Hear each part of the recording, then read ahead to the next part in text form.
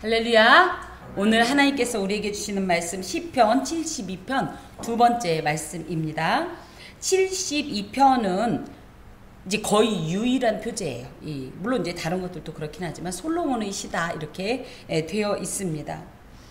과연 진짜 솔로몬의 시일까에 대한 것은 여러 이제 추정들이 있지만 어찌됐든 표제상은 그렇습니다. 특별히 이 시의 목적은 솔로몬이 후대의 왕들을 교훈하기 위해서 기록하지 않았겠는가.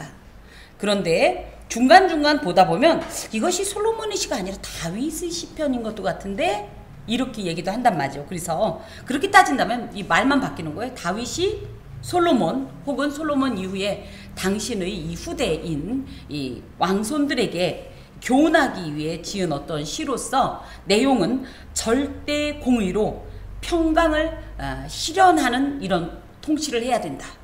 그겁니다. 그럼 그런 상황이 언제냐? 사람이 제 아무리 완벽하다고 해도 그런 상황을 이룰 수는 없지요. 그래서 이것은 궁극적으로는 메시아의 다스리시는 그 날을 예언한 시다. 그래서 메시아 예언시로 구분을 합니다. 일반적으로 이제 메시아 예언시가 그렇듯이 1차적으로는 하나님이 기름 부어 선민 이스라엘의 왕으로 세우신 다윗 왕가의 왕들이 절대 신본주의적 자세로 주께서 맡기신 신정 왕국을 하나님의 공의로 통치해야 할 것을 교훈하면서 궁극적으로는 다윗 왕가의 왕손이긴 하죠. 예수도. 그래서 그 다윗 왕가의 한 특이한 왕 곧 다윗의 후손으로 나실 메시아 예수께서 실현할 절대 공의와 그 통치, 그로 인하여서 그 백성들이 누릴 어떤 평안과 또 축복, 이것에 대해서 예언한 노래라고 보통 이렇게 해석을 합니다. 저 보면 하나님이여 주의 판단력을 왕에게 주시고 주의 공의를 왕의 아들에게 주소서. 이제 왕의 아들이라고 하니까 이거는 어떤 면에서는 나보다도 나의 후대들에게 이런 뜻이긴 하지만 본인도 포함이 돼요. 하나님이 이 판단력과 이 공의를 집행할 능력을 주지 않으면 인간은 감당할 수가 없거든요. 그래서 이제 판단력이라고 할 것 같으면 백성들을 하나님의 나라의 어떤 이런 기준으로 제대로 통치할 수 있는 어떤 지혜로 그런 것을 말합니다. 또 주의 공의도 마찬가지예요. 특히 이제 공의라고 하면 예수 믿는 사람들은 공의를 무서워할 이유가 없어요. 공의는 무엇이냐? 무조건 때려잡는 게 아니에요. 무조건 누구 말 맞다나 그냥 혼내고 윽박지르는 게 아니라 공의라는 것은 사악한 자들에게는 징벌하시고 하나님을 거부하고 하나님 앞에 대적했던 자들은 오히려 징벌하시고 어려운 중에도 힘겨운 중에도 주님을 의지하고 주님을 의뢰하면서 주님을 따랐던 자들, 주님 앞에 섰던 자들은 오히려 하나님께서 은총을 베풀어 주시는 게 공의예요. 그러므로 공의의 하나님을 교회에서 주저한다는 것은 이 뭔가를 모르는 거거나 한편으로 뭐예요? 내가 어느 쪽에 섰겠다는 거예요. 혼날 것 같으니까 무서워하는 건데 예수 믿는 자들에게는 그럼 우리가 그렇게 생활이 완벽해서 혼나지 않냐? 그건 아닙니다. 우리의 의가 되신 예수님의 완전한 의를 힘입기 때문에 하나님의 공의가 집행이 됐을 때 우리 한 사람 한 사람은 다 의롭지 못해요. 악해요. 부족해요. 연약해요. 하지만 예수 그리스도의 의 때문에 하나님의 공의가 예수님 때문에 내가 하나님 앞에 섰어도 예수님 때문에 만족이 되는 거예요. 그렇기 때문에 주를 믿는 백성들이 공의의 하나님을 두려워하고 떨 건 없어요. 다만 그렇다고 우습게 여겨라 그게 아니라 그분을 사랑하는 마음으로 섬기는 경외감은 있어야 합니다. 하나님의 공의 앞에 예수 믿는 자들은 경외를 가져야 하고 예수 믿지 않는 자들은 악을 행했으니까 자신들을 덮어줄 예수의 의가 없으니까 두려워하는 것은 당연해요. 그래서 이런 공의가 있을 때에 무엇을 하려고 그러냐면 주의 백성을 하나님 나라로 제대로 다스리고 싶어서 그렇습니다. 오늘 아침에 이제 제가 잠깐 어떤 걸 봤는데 이제 박정희 대통령 얘기가 나오는 걸 봤어요. 우리나라 사람들이 지금 이런 현대 시점에서 가장 추앙하는 리더가 누굴까? 그럼 박정희 대통령이라고 하는 게 아니라 우리나라는 참 그런 사람이 없지 않아요? 우리의 리더 중에 정말 이분은 존경받을 만하다. 없어요. 물론 부분은 다 있겠지만 좀 실망스러운 것이 사실입니다. 왜 그랬을까? 주의 판단력과 주의 공의로 집행하지 않음이 아닐까. 물론 뭐 백성을 다 애민은 있었겠죠. 애민 의식은. 하지만 이 애민이 무엇에 근거했는가?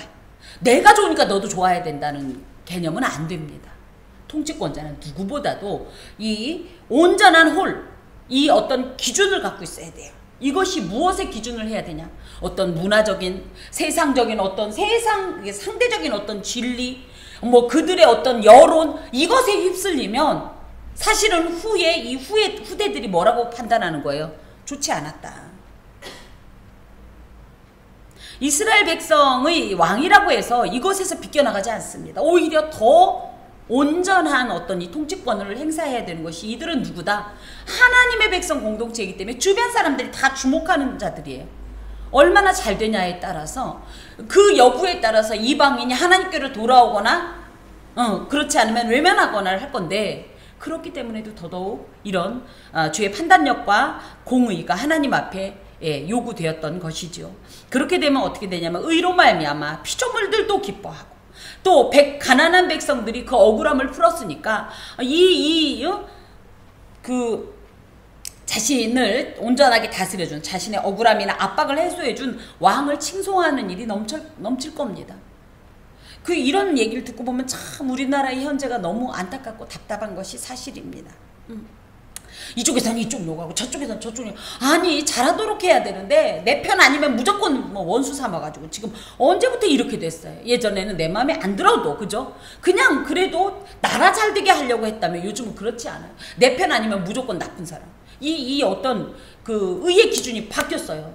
나만 오라. 그러니까 나하고 같이 안 가면 나쁜 사람이야. 불의야.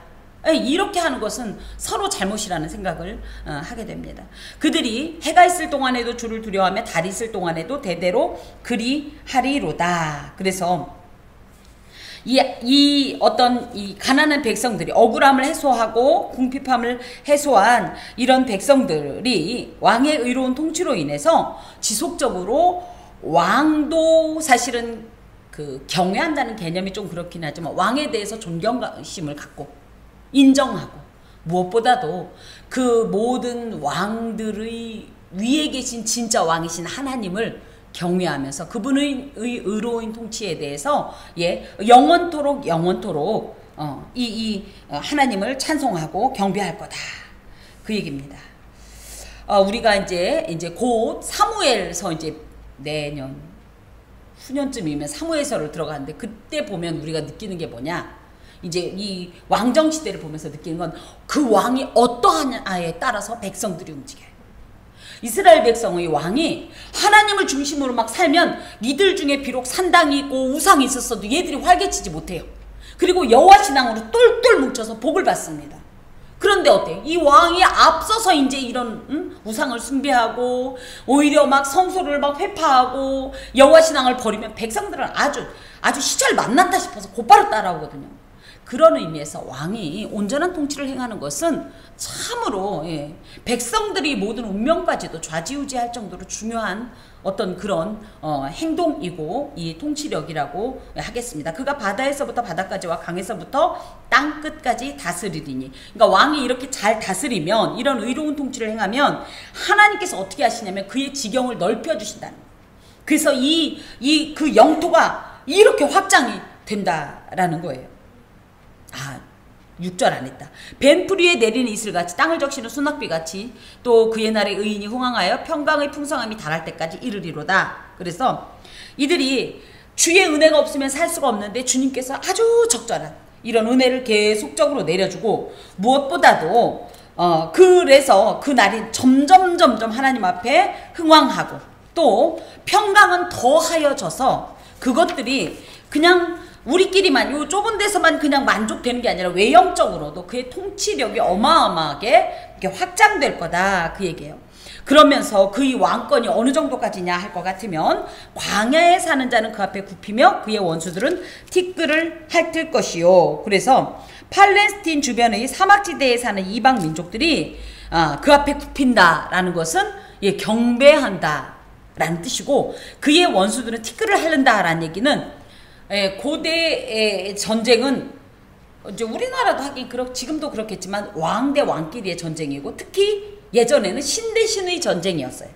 신과 신의 전쟁이고, 그 신의 어떤 대리 통치자인 왕이 지면, 왕이 죽으면 끝나는 거잖아요. 그럴 때 이 왕이 승전한 왕의 앞에 자신의 패전을 인정하는 행위가, 요즘은 뭐예요? 백기 들으면 끝나는데, 그게 아니라 그 당시에는 이 승리한 왕 앞에 패전국의 왕이 엎드려야 돼요. 땅바닥에 엎드려야 돼요. 그러면 승전국 왕이 그 목을 위에서 밟아버립니다. 이게 지금 티끌을 하른다는 얘기예요. 이 정도로 군사력으로나 정치적으로나 모든 것에 있어서 흥왕하는 역사가 있다라는 거죠. 모든 왕이 그의 앞에 부복하며, 다시스와 섬의 왕들이 조공을 바치며 스바와 시바 왕들이 예물을 드린다. 예물이라는 것은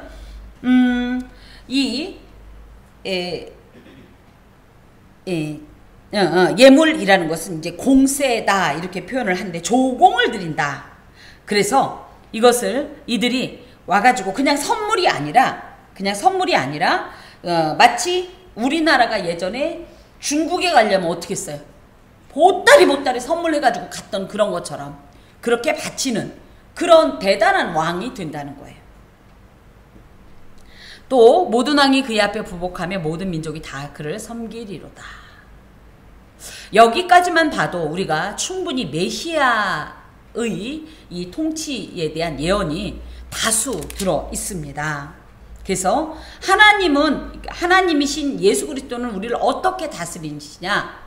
그래서 누구 말대로 예수 믿는 내 새끼들, 나 따르는 내 새끼들은 잘해주고 잘되게 하고, 예수 안 믿는 저것들은 공기도 다 빼버려. 그렇게 안 하신다는 거예요. 하나님의 판단력과, 그러면서 주의 공의로, 아까도 에민이라는 표현을 했는데, 그 백성들을 기본적으로 사랑하고 그들을 축복하고 그들을 강복하는 어떤 그런 마음으로 다스리신다는 거예요. 그로 말미암아 주 안에서는 가난한 자들, 또 억압받던 자들, 울던 자들이 다 그 어떤 어려움이 해소가 되고 치유가 되고 회복이 돼서 에덴의 은혜를 누리게 한다라는 거죠. 특히 예수가 다스리시면 어떤 일이 있냐? 사람만 잘 나가는 게 아니에요. 하나님께서 다스리시는 지으신 모든 피조물도 당황하고 번성하고, 근데 그들 간에 더 이상 다툼이 없어. 싸움이 없어. 우리가 사자 앞에 있으면 잡아먹히지 않을 자신 있어요? 물론 다니엘은 그랬지만 전 자신은 없어요. 그런데 그 나라는 어떻다? 사자들과 뒹굴어서 양떼가 뛰놀고 우리도 걔랑 장난하고.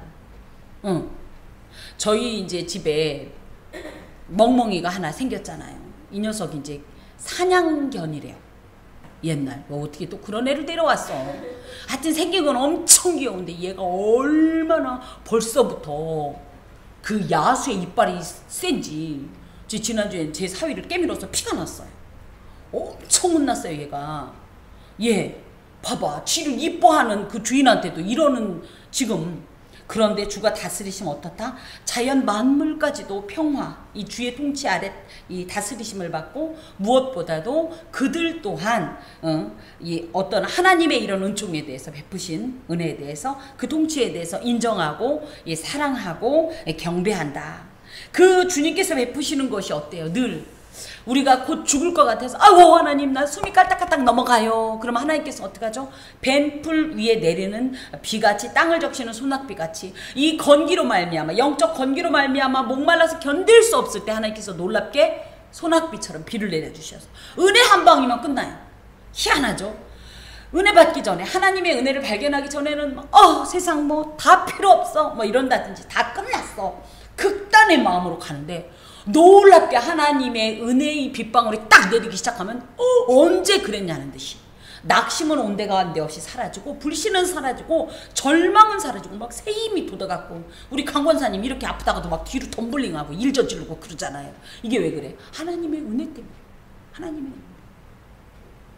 그러면서 그때 받는 그 기쁨을 생각해봐. 이건 세상이 내가 돈 주고도 살 수 없는 기쁨이거든. 그 평안이거든. 만족이거든. 이걸 예수가 주신다. 그러면서 그가 바다에서부터 바다까지와 강에서부터 땅끝까지 다스리신다. 주의 통치는 대대에 미치리로. 온 세상 가운데 충만한 것이 주님의 이 통치입니다. 하나님께서 아니 계신 곳이 없는 거잖아요. 이게 하나님의 나라잖아. 그러면서 모든 사람들이 주 앞에 엎드려 경배하고, 그죠? 또 그게 뭐예요? 특히 티끌을 핥는 애는 누구겠어요? 걔 그거. 그렇죠. 사탄은 완전히 목이 밟히는 이런 역사가 있다라는 거예요. 그러면서 모든 왕이 그의 앞에 부복하며 모든 민족이 다 그를 섬기리로다. 장차 오실 예수 앞에 세계 열방이 나와서 굴복하고 충성을 맹세하는 이런 역사가 있을 거다. 자, 봅시다. 그는 궁핍한 자가 부르짖을 때 건지며 도움이 없는 가난한 자도 건지며, 그는 가난한 자와 궁핍한 자를 불쌍히 여기며 궁핍한 자의 생명을 구원하며. 그래서 왕의 이 공의로운 통치가 이제 구체적으로 이제 나오기 시작하는데, 궁핍한 자라고 할 것 같으면 단순히 그냥 가난한 정도가 아니라 힘이 없어서 억눌리는 자. 우리 돈 없으면 누구 말 맞다나 유전무죄, 무전유죄. 아직도 우리나라 그렇잖아요, 솔직히. 지금 그 뉴스를 장식하는 사람들 그런 죄 졌으면, 우리 같은 사람이 졌으면 어떻게 될까요, 우리? 법원에서 오라는데 뭐 안 가요? 안 가? 우리는 그 전날 아마 그 앞에서 여관 얻어놓고 자야 될걸요, 무서워서. 근데 얘네는 어떻게 해요? 바빠서 못 간다는 둥, 마음이 정리가 안 됐다는 둥, 동의할 수 없어요. 우린 그런 말도 못해요. 경찰서에서만 오라고 그래도 벌벌 떨면서 가는데, 그쵸? 이게 뭡니까? 우리가 사실은 힘이 없기 때문에 이런 일을 당하거든요. 그런데 어떻게 한다고? 그런 궁핍한 자가 부르짖을 때, 도움을 요청할 때 도움이 없는 가난한 자도 건지며. 그런 사람들도 하나님께서는, 하나님의 눈은 사람이 보는 것과 달라요. 그래서 많은 어떤 이 기독교가 처음에 전파될 때는 대부분 하층민부터 예수를 신앙하는 경우가 많아요. 왜? 이런 표현 때문입니다. 가난한 자와 함께 하셨던 예수님의 그 어떤 이런 이 복음의 어떤 이런 형태 때문에 많은 사람들이, 로마도 그래서 이제 이 사도행전 등이나 서신서에 보면 노예 이름들이 많이 나오거든요. 그랬던 거예요. 그런다는 거예요, 주의 통치는. 그래서 주님은, 우리는 예루살렘 그 헤롯 궁에 헤롯 아들로 나셨으면 얼마나 살기가 편하셨겠어요. 사역하기도 편했지 않겠어요. 죽을 일도 없었죠. 근데 예수님은 어떻게 했어요? 가장 비천한 모습으로 오시잖아요. 가장 높으신 분이 가장 비천한 모습으로 오신 것이 바로 이런 어떤 사역의 표상이다 할 수 있겠습니다. 그들의 생명을 압박과 강포에서 구원하리니. 특히 이제 법적인 얘기가, 이제 압박과 강포라고 할 때는 어떤 이런 법적인 이런 어떤 이 압박, 또 이 불의 때문에 당하는 어떤 어려움들, 이런 것들을 하나님의 택함을 받아 세움받은 자인 왕은 당연히 하나님의 공의로 백성을 다스려서 공법을 물같이 정의를 하수같이 아모스의 말씀처럼 시행해야 돼요. 사회로부터 착취당하고 멸시당하는 자, 또 이 법적으로나, 또 여기에는 생명을 압박과 강포에서 구원한다 할 때는 특히 의인들이 자신의 신앙을 지키려고 몸부림치다 당하는 어떤 어려움도 함께 포함한다고 합니다. 그래서 의인들을 핍박하는 악인들의 불법한 행위에서 주께서 그들을 구원하신다는 거예요. 이것이 메시아의 사역으로서 누가복음 4장 18절에 보면, 가난한 자에게 복음을 주께서, 눈먼 자에게 다시 보게 함을, 포로되고 눌린 자에게 자유를 주시기 위해 이 땅에 오셨다라고 이사야 말씀을 인용하여서 주께서 선포하십니다. 이것이 당신의 사역이지요. 특히 그들의 피가 그의 눈앞에서 존귀 여김을 받으리라. 이것은 물론 의인을 하나님께서 존귀 여기긴 하지만 모든 생명, 피는 생명이기 때문에 모든 생명을 아끼시는 그런 주님의 어떤 생명 존중 사상이 들어 있습니다. 그러므로 하나님의 대리자인 이 땅의 통치자들은 마땅히 주님의 이런 통치 방법을 사용해야 된다는 거예요. 그것의 기준에서 판단해야 된다라는 거예요. 우리가 어떤 일이 있을 때 무엇을 먼저 봐야 되냐면, 저도 좀 그런 우를 많이 범하는데 팩트만 본단 말이죠. 그죠? 관계나 감정이나 어떤 건 다 배제하고 이걸 하나의 프로젝트로 보고 이것만 해소하려고 하는데, 이러다 보면 나중에 어떤 오류가 있냐, 일은 해결됐을지 모르지만, 과업은 성취됐을지 모르지만 그 일을 행하는 과정 중에 많은 어떤 마음들이 상하기도 하고 다치기도 하고 아프기도 하게 한다라는 거죠. 하나님의 통치는 어떻습니까? 하나님께서 이 둘 다를 충족시키시죠. 그런 의미에서 우리가 그럴 때 과연 일을 잘한 게 진짜 잘한 거냐, 아니면 사람이 상하지 않은 게 진짜 잘한 거냐를 볼 때, 길게 볼 때는 사실은 사람이 상하지 않은 거예요. 그렇지 않습니까? 우리가 일을 하려고 하다 보면 사람이 당연히 상하게 돼요.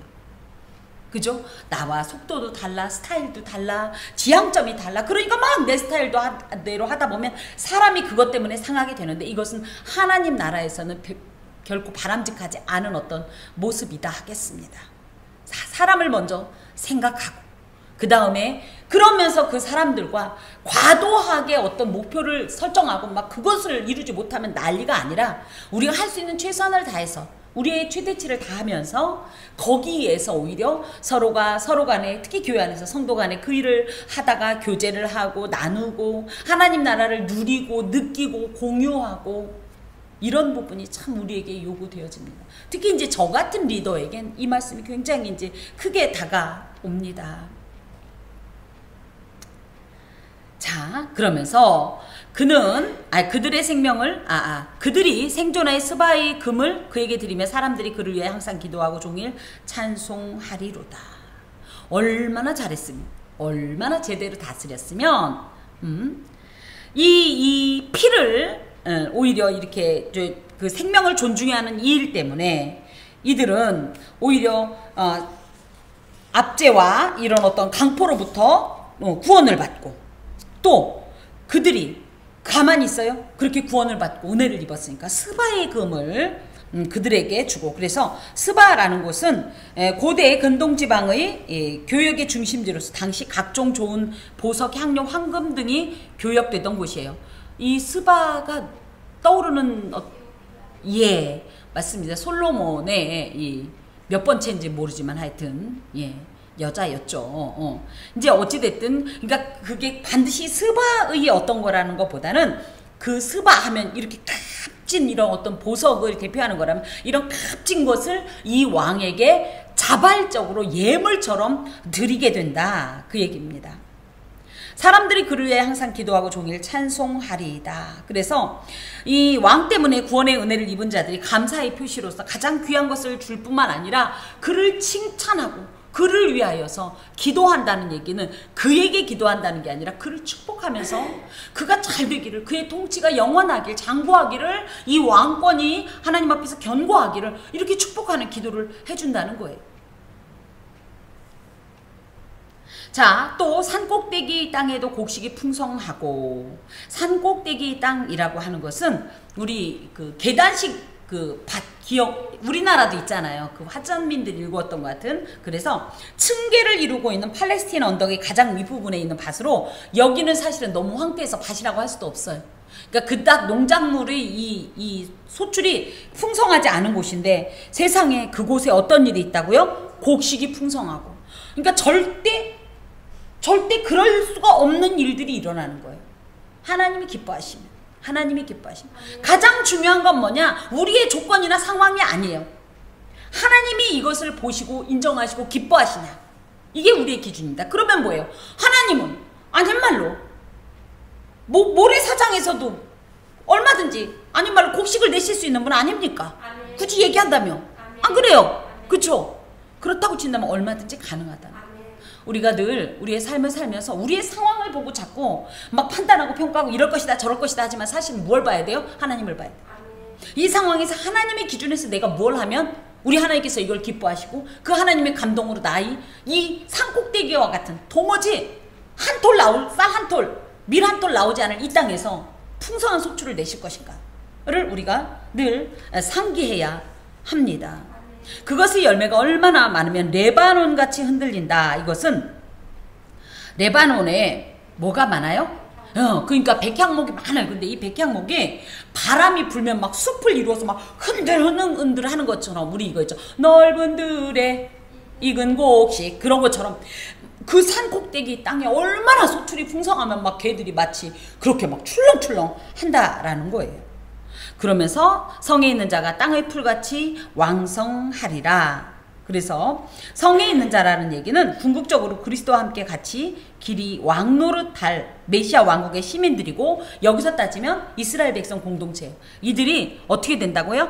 땅의 풀같이, 예, 지금 이제 여름 막바지이긴 한데 여름에 농부들이 가장 힘겨운 게 뭐와의 싸움이에요? 풀, 잡초와의 싸움이거든요. 얘들은 약을 뿌려도 살아나. 그죠? 아니 곡식은 간신히 막 정성을 들이고 지지대를 주고 막 비료를 뿜고 막 제발 그랬더니 이 비료를 얘들이 다 먹나 봐. 그래서 눈만 뜨면 일어나고 눈만 뜨면 일어나고, 이게 이제 땅의 풀인데, 이 정도로 특히 이제 고대에는요 인구력이 곧 이 어떻게 보면, 예, 나라의 이 국력이었어요. 그렇게 풍성하다는 거예요. 아까도 얘기했지만 하나님께서 다스리시는 그 나라가, 예, 이런 나라입니다. 특히 하나님의 이 놀라운 은총을 경험한 자는 하나님 앞으로 안 나올 수가 없어요. 그러니까 이 메시아의 왕국을 소망하면서 메시아의 나라에 속하기를 원하면서 나오는 자들, 미가서 이 4장의 말씀과도, 예, 통하는 말씀이라고 하겠습니다. 그의 이름이 영구하며, 그는 여기선 왕이지요. 그래서 영구하다라는 말은 예히레올람 이런 말로 왕의 만세수를 기원하는 관용구예요. 그러니까 영원하라, 영원하라 이런 뜻이에요. 왕의 나라가 영원하라, 영원하라 이런 뜻이에요. 또 그의 이름이 해와 같이 장구하리로다. 그의 이름, 그의 이름. 그러니까 단순히 이름이라고 그러니까 누구누구 이름뿐 아니라 이름이 이 대표하고 있는 그의 모든 삶을 말해요. 그의 삶이 하나님 안에서 영구하고 해와 같이 장구하다. 해는 죽어요, 안 죽어요? 누구는 뭐 태양이 계속 폭파하기 때문에 없어진다고 그랬는데 아니라면서요. 구체적인 얘기는 전문가한테 들으시고. 예. 그 정도로 우리가 사실은 이런 천체가 웬만해서 소멸된다라고 생각하지 않잖아요. 그것처럼 장구한다는 뜻인데, 이 장구하다라는 말은 뜻이 아주 독특해서 좀 해석을 합니다. 이제 원어가 눈이에요. 눈. 이거는 싹 트다, 싹을 내다 이런 뜻이에요. 장구라니까 우리는 길장, 그죠? 긴장, 오렐구 요거로만 알고 있었는데, 원어상은 싹을 틔운다 이런 뜻으로, 해가 빛을 비추는 동안 혹은 해가 존재하는 한 의로운 왕의 이름은 영원히 싹을 틔우게 하소서. 그러니까 싹이 튼다는 건 뭐예요? 그렇죠. 계속적으로 생명이 유지되고, 그 어떤 것이 앞으로 싹은 작지만 이 싹으로 인해서 이 파생되어지는 어마어마한 결과를 우리가 예측하잖아요. 그것처럼 왕이 오히려 지금 이 받는 이것, 이 칭송, 이 경배, 이 어떤 이런 존귀는 시작에 불과하다 이 얘기예요. 오히려 하나님 안에 있으면 지금도 우리는 충분한 것 같은데 이건 하나의 시작에 불과하다. 겨우 싹에 불과하다. 해가 있는 동안, 그러니까 영원토록 어떤 일이 있다. 하나님께서 오히려 이 싹에, 이 시작에 불과한 이런 어떤 이 현재를 더욱더 풍성하게 해주실 거다. 그것을 누가? 백성들이 기원한 백성들이 얼마나 왕이 잘 다스렸으면.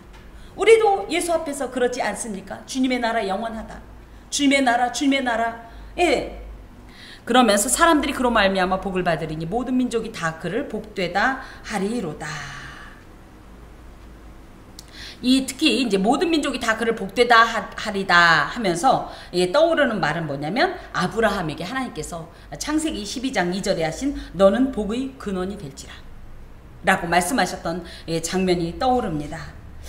실제로 아브라함을 통해서 정말 믿음의 이 후손들이 계속적으로 지금에까지 대를 이어서 하나님 앞에 세워졌고, 무엇보다도 이 약속은 예수 그리스도를 통해서 완성이 되고 있지요.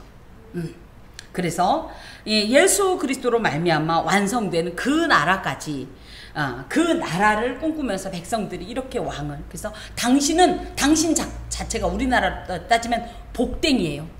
그런데 당신은 이 복덩이가 지금 요대로만 끝나는 것이 아니라 시작에 불과해요. 그리고 이 복을 통해서 우리까지도 다 그 복을 누리고요. 복덩이인 당신 때문에 우리도 그 복을 누립니다.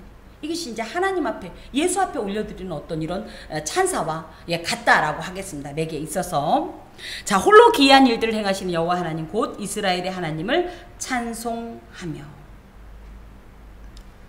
사실 여기에 여호와 하나님, 이스라엘의 하나님 이렇게 하나님의 신명이 이제 두 개가 나와 있는데요. 이게 이제 좀 특이한 게 이 창세기 시편은 모두 몇 권으로 되어 있다? 150편 중에 5권으로 되어 있습니다. 5권. 그래서 시편 성경에서 5자가 묘한 어떤 이런 의미를 가지고 메시지를 가지고 있는데 이 5가 뭐예요? 성경에서 5 하면 떠오르는 게 뭐죠? 모세오경. 그래서 이 시편도 의도적으로 5권으로 편집해 두었습니다. 그런데 각 권마다의 이 여호와 신명의 구분이 조금씩 있어요. 1권에서 여호와, 이 하나님의 신명은 여호와입니다. 여호와. 대표적으로 시편 8편의 여호와 우리 주여. 그죠? 여호와 여호와. 우리 여기서 생각해보면 시편 여호와 하면서 제가 그랬어요. 여호와라는 뭐냐? 그죠? 지극히 개인적이고 내밀하고 막 이런 표현이 계속 나왔던 게 1권이었어요. 그렇다면 2권은 엘로힘 시편이에요. 엘로힘이 그렇게 나왔어요. 그래서 하나님이요. 그럼 알고 보면 다 뭐였어요? 엘로힘이었어요. 이제 3권이 나올 건데 이제 3권에는 어떤 하나님이 나오나 봅시다. 근데 여기는 뭐예요? 여호와 하나님. 그래서 1권에서 강조되었던 그죠? 그 신명도 또 2권에서 강조되었던 신명이 함께 나옵니다. 이것은 무슨 의미냐? 과거에 놀라운 이 기사를 일으키신 하나님께서는 나와 너무너무 내밀하고 친하고 개인적으로 우리가 감히 신과 농담을 하겠습니까? 근데도 우리 하나님 뭘 하셔요? 정말 나를 아껴서 글쎄 모르겠어요. 제가 아이가 좀 이상한 건지는 모르겠지만 저는 하나님께서 그랬노라 이렇게 안 하신다고 그랬잖아요. 야 막 이래가면서 저는 그렇도록 사실 이게 제 아빠의 말투죠. 저희 친정 아빠의 말투이긴 한데 그러니까 이제 너 왜 그랬느냐 막 이렇게 하는 게 아니라 야 너 왜 눈을 끼고 그러냐? 왜 이렇게 운전하다 승질을 내고 그래? 저는 이렇게 들어요. 그렇다고 해서 제가 하나님을 우습게 여기는 건 아니에요. 이런 하나님이 그런데 알고 보니까 뭐야? 만만한 하나님이 아니란 뜻이에요. 이 하나님은 누구냐? 홀로 기이한 일들을 행하시는 여호와. 그래서 이분은 전지전능자요, 절대자요, 지존자요, 자존자요, 영원하신 분이요. 뭐 수많은 하나님의 속성에 대한 수식어가 다 포함되어 있는 이 세상을 창조하신 그런 하나님이래요. 우리랑 가볍게 얘기하고 너무 친하니까 우리가 별 얘기를 다 해도 다 들어주셨던 이 하나님이 알고 보니까 누구야? 나는 근접도 못할 어마어마한 분이었다라는 것을 고백하면서 특히 이 어마어마한 역사를 하나님은 홀로 행하셨다라는 것은 신이 하나님밖에 없다는 뜻이에요. 무엇보다도 하나님은 이 모든 것을 혼자 하실 수 있는 전능자란 뜻이에요. 전지자란 뜻이에요. 그런 하나님을 찬송하게 그 영화로운 이름을 영원히 찬송할지어다. 온 땅이 그의 영광이 충만할지어다. 아멘 아멘. 그래서 그 영화로운 이름이라는 것은 쉔 케보드 이런 말로 하나님은 이 세상 모든 백성으로부터 송축받으시기에 합당하신 분이다. 이것을 이제 강조합니다. 이 홀로 기이한 일을 행하셨다. 그럴 때 사실 예수님을 또 생각해 봅니다. 예수님의 십자가를 누가 같이 져줬죠? 물론 구레네 시몬이 억지로 잠깐 지긴 했지만 결국은 그 길을 예수께서 홀로 가셨어요. 전 인류를 구원하는 이 어마어마한 일을 당신 홀로 감당하셨어요. 당신 홀로.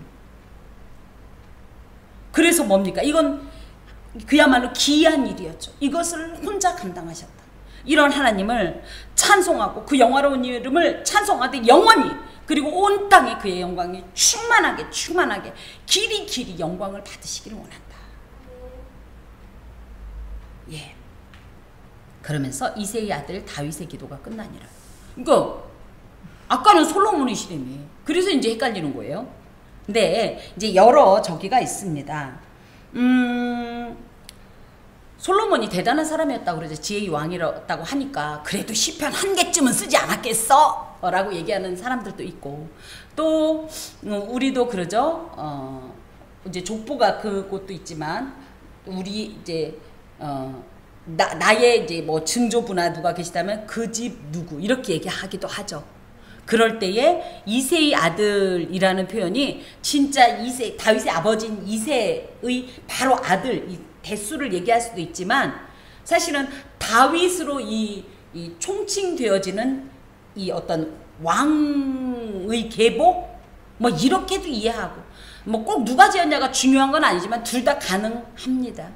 이렇게 하면서 이제 다윗의 이 기도로 대표되었던 1권과 2권이 이제 마무리가 됩니다. 계속 언급해서 제가 의도적으로 이제 계속 메시아의 이 다스림에 대한 이제 예언 시편으로 이제 교차적으로 이렇게 하나님 앞에서 말씀을 증거하였는데 주의 다스리시는 나라가 어떤 나라냐? 예. 그러면서 그 나라는 과연 어떤 나라냐? 가난한 자. 그래서 해함도 없고 상함도 없고 애곡도 없고 근심도 없고 한숨도 없는 그 영원한 만족. 그래서 우리가 이 지상 낙원이라고 보통 얘기할 때는 어떤 곳을 연상하죠? 에덴을 연상하죠. 그 에덴이 완전히 회복되는 어떤 그런 나라. 그리고 하나님의 다스리심, 예수 그리스도의 다스리심은 우리가 실제적으로 어떤 식으로 해서 실감할 수 있느냐면 하나님은 여전히 우리를 사랑하시고 그 사랑이 모든 일을 가능하게 하셨잖아요. 예수께서는 그 사랑을 실제로 실천하신 은혜를 베푸셨죠. 그래서 십자가에 못 박혀 죽으심으로. 그래서 왕이 되셔서 우리를 그 은혜로 다스리시고. 성령 하나님은 이 모든 일들을 우리에게 적용시키죠. 예수님이 십자가에 못 박혀 죽은 사실이 우리의 인간적 이성으로 믿어지겠습니까? 우리 이제 사랑하는 아들도 의학을 하는 사람으로서 과학의 어떤 어떻게 따지면 좀 거의 극단이라고 할까? 그것이 의학이라고 하는데 이 의학도가 그 비과학적인 곳에 아멘이 되겠냐고요. 그런데 놀랍게도 성령께서 우리를 다스리시고 우리를 감동하시고 우리를 조명하시면 그게 아멘이 되는 게 성령의 적용의 역사거든요. 이게 성령께서 우리를 다스리시는 어떤 방법입니다. 그러면서 뭐예요? 이걸 우리에게 적용하시면서 그리고 뭐예요? 믿음이 떨어질까봐 계속적으로 감동 주시고 그쵸? 또 뭐예요? 우리의 길을 인도하시면서 또 계속적으로 말씀의 조명을 주셔서 다시 적용하시고 그래서 하나님 나라의 길을 갈 수 있도록 이렇게 해서 지금 현재 주의 통치가 우리 가운데 계십니다. 이 통치 안에 있으면 어떻다고요? 뭐 우리가 지금 뭐 아까도 아멘 하면서 꿈꿨던 것처럼 놀라운 이 세상 가운데선 볼 수 없는 설령 산 꼭대기 땅이라도 전혀 불가능한 일이라도 하나님은 가능한 이런 역사를 우리가 체험하게 된다. 이 통치를 우리가 그러므로 더욱더 간절히 소망하고 그 통치 안에서의 이 특별한 즐거움을 만끽하시면서 이 통치 안에 거하고자 하나님 안에서 구하면서 그렇게 주와 동행하는 삶을 살아야 합니다. 기도하겠습니다. 주님, 우리를 다스려 주옵소서. 전능왕 오시여 우리를 다스려 주옵소서. 주님 안에만 만족이 있습니다. 주님 안에만 기쁨이 있습니다. 주께서 주시는 것만 가장 완전하고 주께서 주시는 것이 가장 만족스럽습니다. 주여 우리를 다스려 주시옵소서. 주님, 오늘 비가 오기 때문에 우리가 과연 이 아이스로 된 이 티들을 가지고 전도를 하는 것이 센스가 있는 행동인가 이런 생각을 하지만 하나님 마음을 전하기를 원합니다. 그리고 그런 어떤 음료에 녹아든 주의 사랑을 그 은혜를 간절함을 전달하기를 원합니다. 주여 전할 때에 참으로 누군가는 어느 곳에서 귀한 씨앗으로 떨어지게 하시고 열매 맺게 하여 주시옵소서. 그래야 주님의 기쁨이 충만할 때 우리에게도 그 풍성한 기쁨이 아버지 풍성히 임하게 하여 주시옵소서. 주께 감사하고 특별히 박 집사님 오고 싶은데 못 오는 그 마음 하나님 위로하여 주시고 하나님 그 마음이 하나님 안에서 이미 드린 바 되었사오니 안심하게 하여 주시고 일 행하고 약해지는 자 없게 하시고 힘들어지는 자 없게 하시고 오히려 그 기쁨 때문에 더 건강하고 더 아버지와 빠른 회복과 강건함을 누리게 하여 주옵소서. 예수 그리스도의 이름으로 기도하오며 주님의 기도를 드립니다. 하늘에 계신 우리 아버지 아버지의 이름을 거룩하게 하시며 아버지의 나라가 오게 하시며 아버지의 뜻이 하늘에서와 같이 땅에서도 이루어지게 하소서. 오늘 우리에게 일용할 양식을 주시고 우리가 우리에게 잘못한 사람을 용서하여 준 것 같이 우리 죄를 용서하여 주시고 우리를 시험에 빠지지 않게 하시고 악에서 구하소서. 나라와 권능과 영광이 영원히 아버지의 것입니다. 아멘.